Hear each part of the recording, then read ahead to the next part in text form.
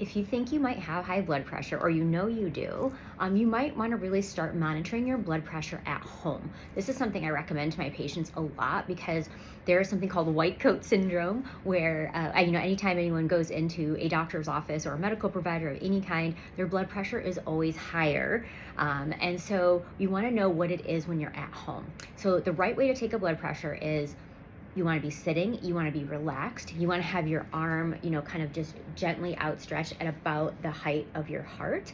You don't want to have it bent, and you don't want to be talking to anyone or moving around. And you also want to make sure that the blood pressure cuff is properly sized.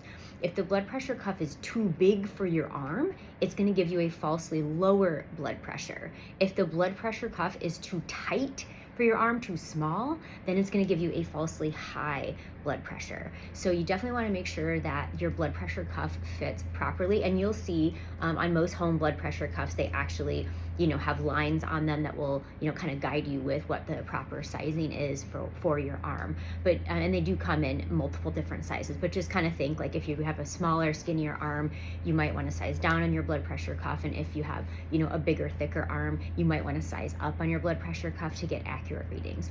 But definitely taking a blood pressure at home after you first wake up, before you get your day started and doing things, that's a good measure of what's going on. And then I always like patients to take it also later in the day, maybe late afternoon, before, like, let's say before dinner, like after getting home from work, and then again maybe in the evening time. And then just keep a log of your blood pressures over time, and make little notes when you're taking your blood pressures at home. What was going on that day? Like, was it a stressful day?